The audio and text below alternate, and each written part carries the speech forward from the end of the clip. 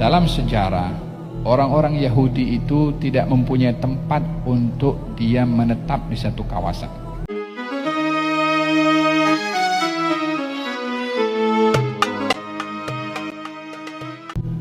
Allah Subhanahu wa Ta'ala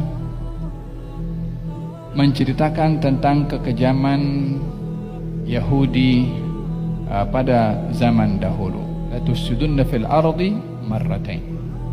Kamu akan melakukan kerosakan di atas muka bumi ini 2 kali. Kalau kamu kembali, maka kami akan kembali, kata Allah Subhanahu wa Ta'ala.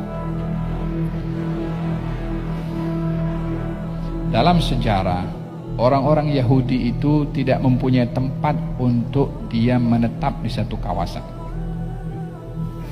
Tapi dia atau mereka ini dihukum oleh Allah untuk bertebaran di atas muka bumi ini. Satu di Germany, satu di Yaman, satu di Syam, satu lagi entah di mana. Walhasil di Eropa dan semerata tempat. Kelompok-kelompok sedikit-sedikit macam tuh. Sebagai hukuman 3000 tahun yang lalu kepada mereka untuk tidak punya tempat khusus bagi bangsa mereka. Sehinggalah Allah berkehendak untuk berlakunya peperangan di akhir zaman antara kaum muslimin dengan orang-orang Yahudi. Maka dalam surat Al-Isra, Allah Subhanahu wa Ta'ala berfirman, menumpukan kepada orang-orang Yahudi, tinggallah kamu di satu kawasan. Tinggallah kamu di satu kawasan, satu tapak di atas muka bumi ini.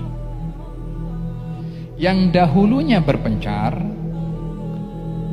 tapi di akhir zaman dia akan berada di satu tempat khusus, dan di situ mereka akan bertempat, akan duduk, akan bermustautin, dan akan banyak jumlahnya, seperti mana berlaku di zaman kita sekarang.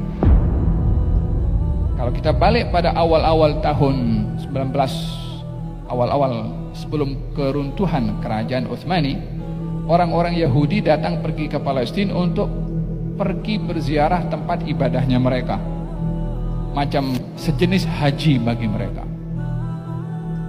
Itu mereka datang ke situ, ke Palestina, untuk macam ziarah, yakni sebagai pendatang. Cuma mereka datang tak balik.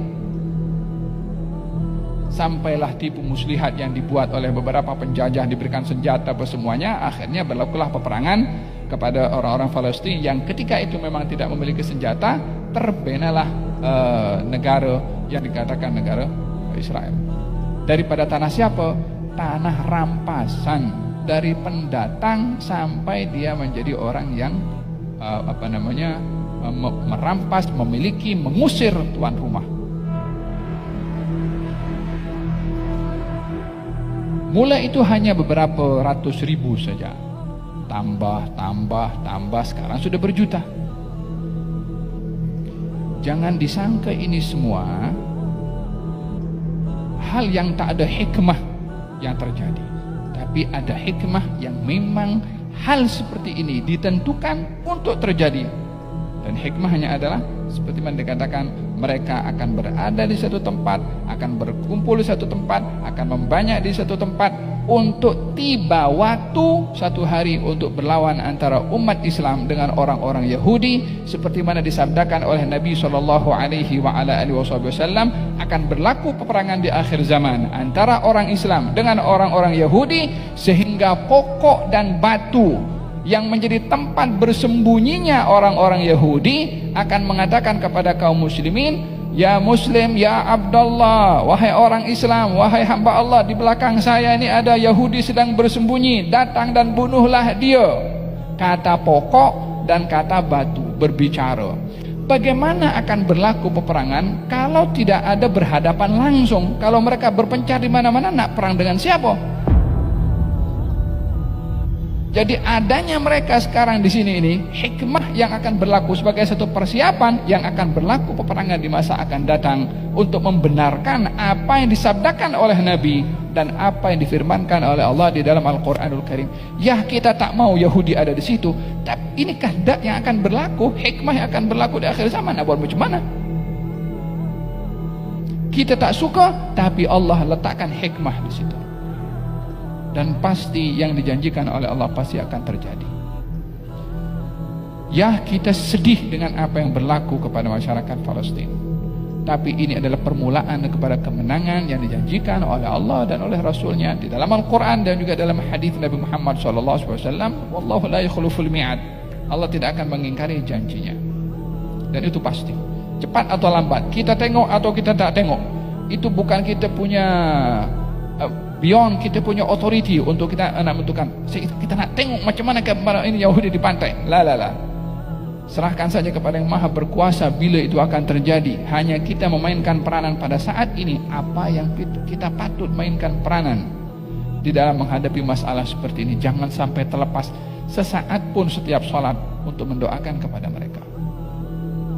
At least paling tidak. Jangan sampai apa yang terjadi ini kita punya perspektif negatif. Jangan sampai kita punya sikap acuh tak acuh. Dah banyak berlaku seperti ini, macam dah terbiasa dengar. Jangan begitu. Kita kena ambil berat dengan mereka, walaupun hanya sekedar dengan doa. Ya, kadang-kadang orang pun alat doa tak cukup. Tergantung kepada orang mahu menilai doa itu macam mana. Semakin sempit dan kecil pandangan seseorang terhadap doa, semakin dia melihat kurang berkesannya itu doa. Tapi semakin dalam dan tajam serta luas masyhad cara kita memandang kepada fungsi doa, maka kesannya pun akan diberikan masyhad yang besar juga oleh Allah, walaupun kita tidak menyadarinya. Tahukah kita kekuatan doa itu boleh mengubah hal yang mustahil untuk tidak mustahil? Yang itu tidak mungkin dilakukan oleh mana-mana orang yang memiliki kekuatan dan kepakaran serta kemahiran, sesiapapun juga. Hanya doa yang boleh. Tahukah apa menyebabkan Nabi Zakaria itu boleh istrinya mengandung dan melahirkan walaupun istrinya mandul, dan dia pun Nabi Zakaria usianya sudah tua, mustahil untuk punya anak. Dia pun ketika diberitahukan istrinya mengandung, dia terkejut. Macam mana boleh? Secara hukum saintis memang tak boleh orang mandul hamil. Tapi istri Nabi Zakaria hamil atau tidak? Hamil. Apa sebabnya? Doa. Dalam perang Badar itu, kaum muslimin berperang dengan senjata, Nabi berperang dengan doa. Jangan remehkan doa. Jangan remehkan doa. Hanya kalau kita doa itu, kalau kita doanya menganggap remeh, ya Anda yang bikin remeh, bukan Tuhan yang bikin remeh. Tapi kalau Anda sungguh-sungguh berdoa, akan nampak kesannya walaupun Anda tidak melihat.